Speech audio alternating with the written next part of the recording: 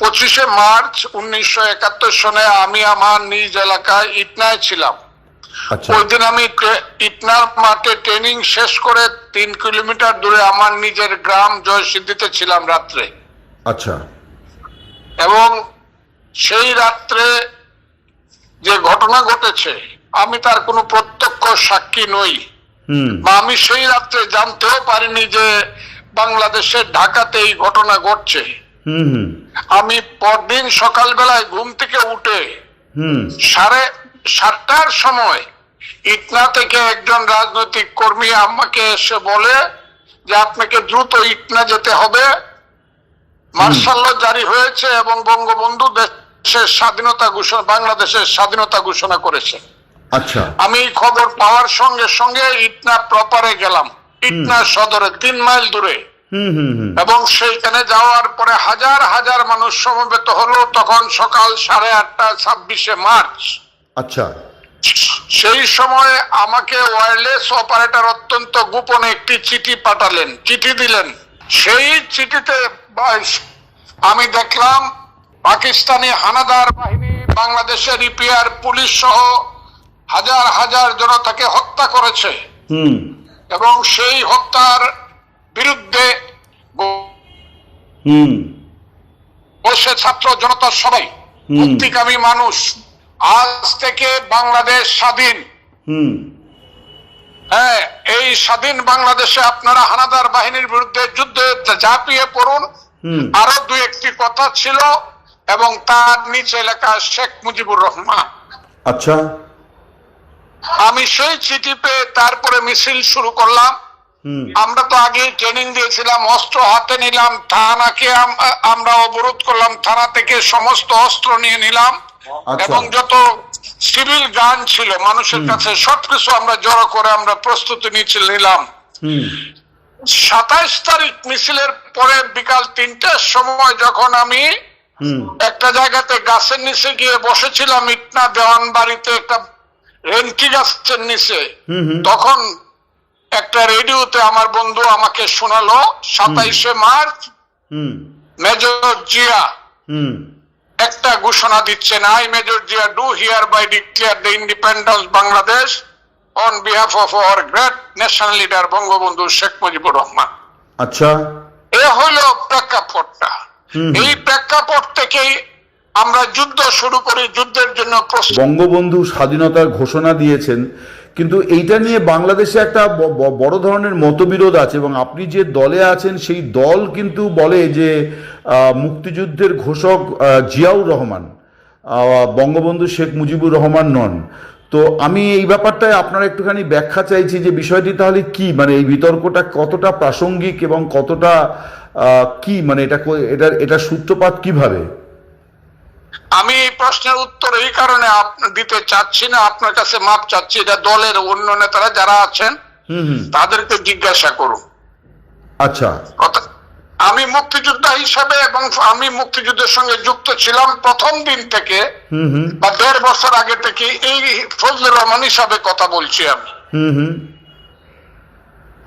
কথাটা কি বুঝছেন আপনি? হ্যাঁ হ্যাঁ, বুঝতে পেরেছি আপনার কথা। আজকে আমি বিএনপি নেতা, বিএনপির এমপি, কিন্তু আমি যখন মুক্তিযুদ্ধ করি তখন আমি মুক্তিযোদ্ধা হিসাবে, তখন ছাত্র নেতা হিসাবে যুদ্ধ করছি। সেটা প্রেক্ষাপট সত্য, আমার জীবনের সত্য। আজকেরটা আমি বিএনপি করি, এটাও সত্য। আমি যা জানি তা বললাম। তার মানে আপনি একটা সত্যকে আরেকটা সত্য দিয়ে রিপ্লেস করবেন না, সত্য সত্যই আপনার কাছে, সে আপনি যে দলেই থাকুন। জি, আমার কাছে এটা আমি সবসময় এটা আমি বলবো এবং বলছি, বারবার বলছি এই কথাটা। হ্যাঁ, কিন্তু হ্যাঁ বলুন বলুন বলেন। এটা আমি কোথাও কোনোদিন এটাকে আমি গোপন করব না, তাহলে আমার নিজের সঙ্গে প্রতারণা করে। আমি এটা বুঝি যে আমি সকালবেলা 26 তারিখ সকালবেলা 8:30টার সময়, এটা আমার বইয়ে লিখছি, বক্তৃতায় বলছি, বিএনপি করতে এসো বলছি, দেশ নেত্রী বেগম খালেদা জিয়ার সামনে বক্তৃতা করি। নমস্কার, আমাদের সঙ্গে এই মুহূর্তে টেলিফোনে সংযুক্ত আছেন বাংলাদেশের কিশোরগঞ্জ থেকে সেখানকার স্থানীয় সাংসদ, বিএনপির নেতা এবং বিএনপির সাংসদ ফজলুর রহমান। ফজলুর রহমানের আরো অনেক বড় পরিচয়, তিনি একজন বীর মুক্তিযোদ্ধা, বাংলাদেশের মুক্তিযুদ্ধে তার এক বিরাট অবদান। তো আজকে আমরা তাকে সংযুক্ত করেছি মূলত মুক্তিযুদ্ধ সংক্রান্ত একটি বিষয়ে আলোচনার জন্যে। আপনারা সকলেই জানেন যে 25শে মার্চ বাংলাদেশের মানে ইতিহাসে এক কলঙ্কময় দিন। অপারেশন সার্চলাইটের নামে যে রাতে একটা অন্ধকার নামিয়ে এনেছিল পাকিস্তানি সেনাবাহিনী, এক গণহত্যা শুরু হয়েছিল ঢাকা শহরে, এবং পরবর্তীকালে 9 মাস ধরে বাংলাদেশে, পূর্ব পাকিস্তানে এবং বাংলাদেশে যেভাবে গণহত্যা হয়েছিল। তো সেই প্রসঙ্গে আমরা এই মানে মুক্তিযোদ্ধার সঙ্গে কথা বলবো। মিস্টার ফজলুর রহমান, আপনাকে দ্য ওয়ালে অনেক স্বাগত জানাই। আমি জানি ব্যক্তিগতভাবে যে আপনি অত্যন্ত ব্যস্ত মানুষ, তো তার মধ্যে আপনি যে সময় দিয়েছেন আমাদেরকে, এই জন্য আমি আপনাকে কৃতজ্ঞতা জানাই। আমি একটু আপনার মুখ থেকে শুনতে চাই যে ওই রাতটি, অর্থাৎ 1971-এর 25 মার্চ, আপনি তখন কোথায় ছিলেন এবং আপনাদের কি পরিস্থিতির মধ্যে ছিলেন এবং পরবর্তী দিনগুলি কিভাবে আপনাদের কাটলো? আপনাকে অসংখ্য ধন্যবাদ। 25শে মার্চ 1971 সনে আমি আমার নিজ এলাকায় ইটনায় ছিলাম। ওই দিন আমি ইটনার মাঠে ট্রেনিং শেষ করে 3 কিলোমিটার দূরে আমার নিজের গ্রাম জয়সিদ্ধিতে ছিলাম রাত্রে। আচ্ছা। এবং সেই রাত্রে যে ঘটনা ঘটেছে, আমি তার কোনো প্রত্যক্ষ সাক্ষী নই, বা আমি সেই রাত্রে জানতেও পারিনি যে বাংলাদেশের ঢাকাতে এই ঘটনা ঘটছে। আমি পরদিন সকালবেলায় ঘুম থেকে উঠে 7:30টার সময় ইটনা থেকে একজন রাজনৈতিক কর্মী আমাকে এসে বলে যে আপনাকে দ্রুত ইটনা যেতে হবে, মার্শাল ল জারি হয়েছে এবং বঙ্গবন্ধু দেশের স্বাধীনতা ঘোষণা, বাংলাদেশের স্বাধীনতা ঘোষণা করেছে। আচ্ছা। আমি খবর পাওয়ার সঙ্গে সঙ্গে ইটনা প্রপারে গেলাম, ইটনা সদরে 3 মাইল দূরে, এবং সেইখানে যাওয়ার পরে হাজার হাজার মানুষ সমবেত হলো। তখন সকাল 8:30 26শে মার্চ। আচ্ছা। সেই সময় আমাকে ওয়্যারলেস অপারেটর অত্যন্ত গোপনে একটি চিঠি পাঠালেন, চিঠি দিলেন। সেই চিঠিতে আমি দেখলাম পাকিস্তানি হানাদার বাহিনী বাংলাদেশের ইপিআর পুলিশ সহ হাজার হাজার জনতাকে হত্যা করেছে, এবং সেই হত্যার বিরুদ্ধে বসে ছাত্র জনতা সবাই, মুক্তিকামী মানুষ, আজ থেকে বাংলাদেশ স্বাধীন। হ্যাঁ, এই স্বাধীন বাংলাদেশে আপনারা হানাদার বাহিনীর বিরুদ্ধে যুদ্ধে ঝাঁপিয়ে পড়ুন। আরো 2-1টি কথা ছিল, এবং তার নিচে লেখা শেখ মুজিবুর রহমান। আচ্ছা। আমি সেই চিঠি পেয়ে তারপরে মিছিল শুরু করলাম। আমরা তো আগে ট্রেনিং দিয়েছিলাম, অস্ত্র হাতে নিলাম, থানাকে আমরা অবরোধ করলাম, থানা থেকে সমস্ত অস্ত্র নিয়ে নিলাম, এবং যত সিভিল গান ছিল মানুষের কাছে সবকিছু আমরা জড়ো করে আমরা প্রস্তুতি নিলাম।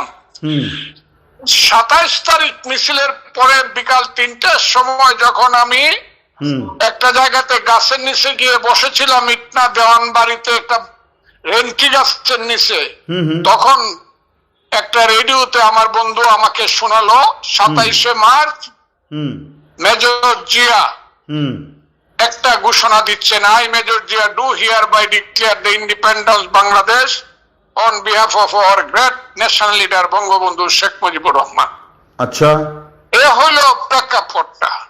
এই প্রেক্ষাপট থেকেই আমরা যুদ্ধ শুরু করি, যুদ্ধের জন্য প্রস্তুতি নিই, এবং শেষ পর্যন্ত আমরা ভারতে যাই।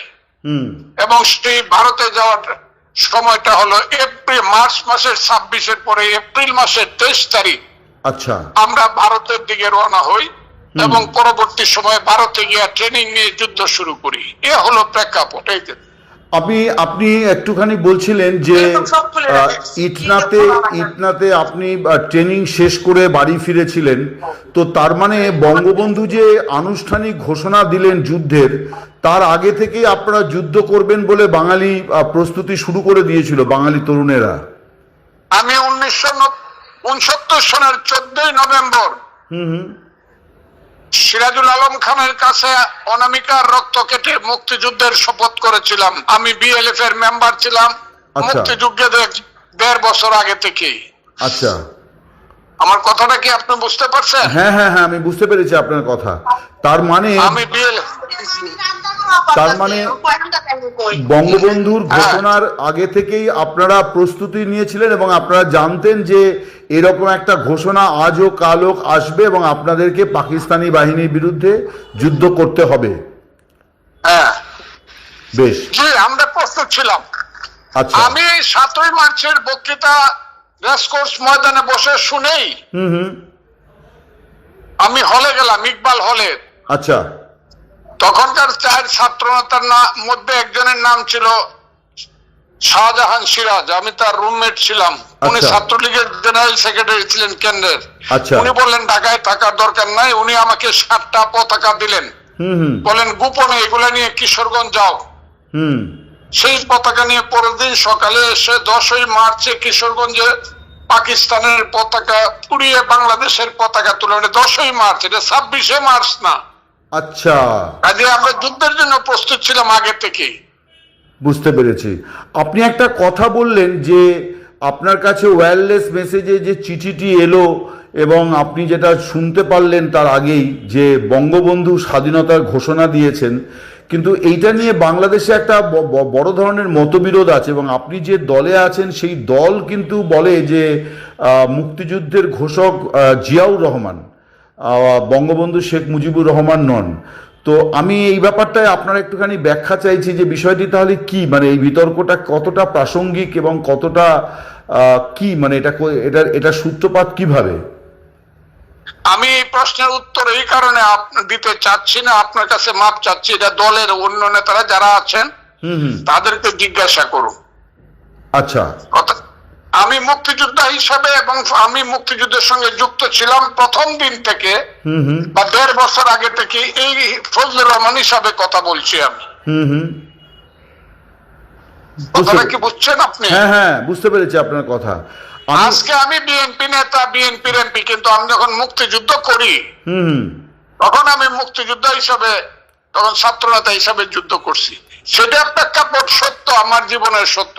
আজকেরটা আমি বিএনপি করি, এটাও সত্য। আমি যা জানি তা বললাম।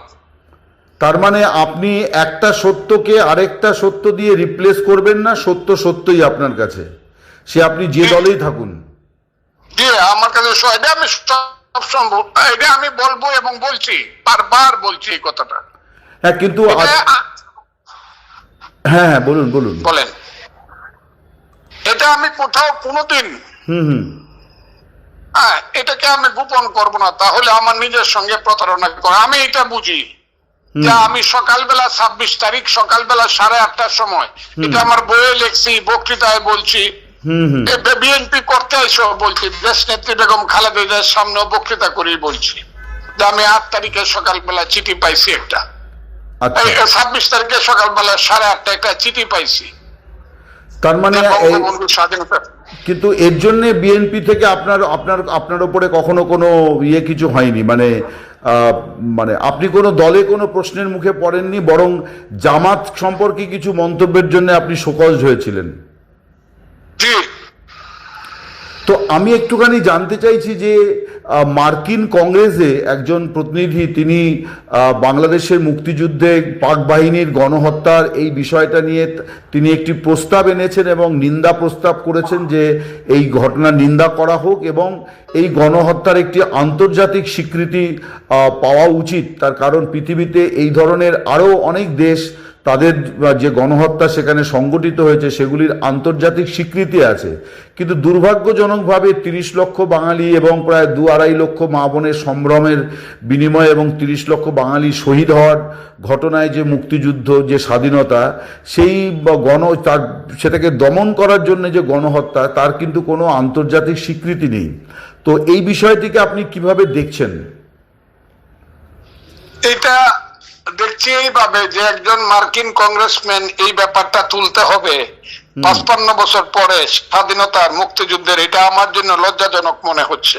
আচ্ছা, এটা তো দিবালুকের মতো সত্য যে পাকিস্তানিরা গণহত্যাকারী এবং এই দেশে তারা গণহত্যা চালিয়েছে। এটা দিবালুকের মতো, এটা তো প্রথম দিন প্রতিষ্ঠিত হওয়ার কথা ছিল। ঠিক, এটা মার্কিন সিনেটে প্রস্তাব করতে হবে কেন? আপনার কি মনে হয় যে বাংলাদেশে এত বছর যারা সরকার পরিচালনা করেছে এটা তাদেরও একটা ত্রুটি ছিল, সব দলগুলিরও একটা ত্রুটি ছিল যে এটা নিয়ে আন্তর্জাতিক স্তরে সেইভাবে উদ্যোগ নেওয়া হয়নি?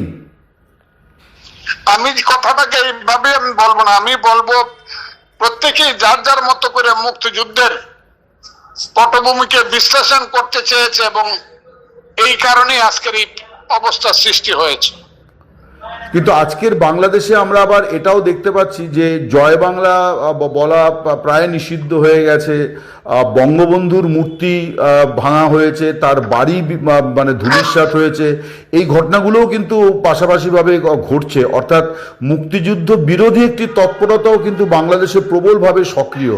আপনি একজন মুক্তিযোদ্ধা হিসেবে এই বিষয়গুলোকে কিভাবে দেখছেন? এবং এখন তো আপনি সাংসদ হয়েছেন, ফলে বাংলাদেশ সংসদেও আপনার এই নিয়ে অনেক কথা বলারও নিশ্চয়ই অবকাশ আসবে। আমি একটুখানি আজকের বাংলাদেশের এই পরিস্থিতিটা সম্পর্কে জানতে চাই, কারণ এটা স্বাধীনতার মাস, এই মাসেই আপনাদের স্বাধীনতা ঘোষণা হয়েছিল। আমি এই কথাগুলোর এইভাবে আমি উত্তরটা দিতে চাচ্ছি না এখন। আমি যেটা বলি এটা সংসদেই বলবো, আপনি শুনতে পারবেন, আগে সংসদে আমি বলিনি এই কথা। কিন্তু আপনি তো জয় বাংলা কথাটা বলেন, আমি যতদূর যা মানে বুঝি আর কি, যে ওটা তো মুক্তিযুদ্ধের স্লোগান ছিল বলেই বোধহয় আপনি বলেন, তাই তো বোধহয় নাকি? এটাই জয় বাংলা মুক্তিযুদ্ধের প্রধান স্লোগান ছিল, কিন্তু এখন অনেকেই মুক্তিযুদ্ধের এই স্লোগানটা দেয় না, কারণ আওয়ামী লীগ এই স্লোগানটাকে নিজেরা তাদের স্বার্থের জন্য ক্যাশ করেছিল। এটা একটা দুর্ভাগ্যজনক ব্যাপার। আচ্ছা, এটাও আছে কিন্তু, আর কারণ জয় বাংলাটা এক সময় একটা পার্টির স্লোগান হিসাবে প্রতিষ্ঠিত হয়ে গেল, যে কারণে অন্যরা এটাকে দেয় না। কিন্তু এটাই সত্য যে মুক্তিযুদ্ধের সময় প্রধান স্লোগানই ছিল জয় বাংলা, এটাই সত্য। কিন্তু আমি জাস্ট মানে শেষ করব একটা ছোট্ট বিষয় দিয়ে, সেটা হচ্ছে যে আমরা দেখছি যে বাংলাদেশে এখন 7ই মার্চ সেটাও সরকারি উদ্যোগে পালিত হচ্ছে না, 17ই মার্চ বঙ্গবন্ধুর জন্মদিন সরকারি উদ্যোগে পালিত হচ্ছে না, এবং সরকার যে 26শে মার্চের যে কর্মসূচিগুলি ঘোষণা করেছে সেখানেও কিন্তু বঙ্গবন্ধুর কোনো উল্লেখ নেই, যদিও এখনও সরকারিভাবে তিনি দেশের মানে জাতির পিতা। এই বিষয়টিকে আপনি কিভাবে দেখছেন? আমি এইভাবে দেখছি যে মুক্তিযুদ্ধের মানে অনেক কিছু হয়ে গেছে, আরো কিছু বাকি আছে, এই বাকিটা জন্য আপনাদেরকে অপেক্ষা করতে হবে। মানে আপনি বলছেন যে আরো একটা মুক্তিযুদ্ধ বাংলাদেশের মাটিতে প্রয়োজন আছে? নিশ্চিতভাবে 71 সঠিক ছিল না ভুল ছিল, এটার ব্যাপারে একটা রাজনৈতিক একটা যুদ্ধ হবে। আমি বলছি যে সশস্ত্র হবে এটা বলছি না, কিন্তু একটা রাজনৈতিক যুদ্ধ হবে যে 71 সঠিক ছিল না ভুল ছিল। কারণ 71 এখনো তো যারা অনেক শক্তিশালী রাজনৈতিক দল, জামাত বা এনসিপি বা স্বাধীনতা বিরোধী শক্তিরা তো মানে না 71। আর 71 নিয়ে তো একটা ফয়সালা হতেই হবে, এটার জন্য আপনাদের অপেক্ষা করতে হবে। তার মানে আপনি বলছেন যে এটার একটা ফয়সালা হবে এবং সেটাও একটা মুক্তিযুদ্ধ হবে, হয়তো সেটা সশস্ত্র হবে না, কিন্তু সেটা দ্বিতীয় মুক্তিযুদ্ধ হবে। সেটা আমি এখন বলবো না, কিন্তু এটা নিয়ে একটা রাজনৈতিক যুদ্ধ হবে। আচ্ছা, এবং সেই যুদ্ধে 71 জয়ী হবে এবং তার সেই যুদ্ধের যিনি মানে নেতৃত্ব প্রদানকারী ব্যক্তি বা আরো যারা শহীদ হয়েছেন তাদের প্রত্যেকেরই স্বীকৃতি মিলবে বলে আপনি আশা করেন? আমি শুধু আশা করি না, আমি নিশ্চিত মুক্তিযুদ্ধ জয়ী হবে, মুক্তিযুদ্ধের পক্ষে শক্তি জয়ী হবে। আপনাকে অনেক ধন্যবাদ আমাদের সঙ্গে কথা বলার জন্য। আপনি ভালো থাকুন, বাংলাদেশের মঙ্গল হোক। আপনারাও ভালো থাকুন। আপনি আমাকে আমি প্রথম কথা বললাম 2 মাসের মধ্যে আপনার সাথে, মানে এই টেলিফোনে। থ্যাংক ইউ, অনেক ধন্যবাদ আপনাকে, অনেক ধন্যবাদ আমাদের সঙ্গে কথা বলার জন্য। আমি অনেকদিন কথা বলি। হ্যাঁ, আপনি ভালো থাকুন। বাংলা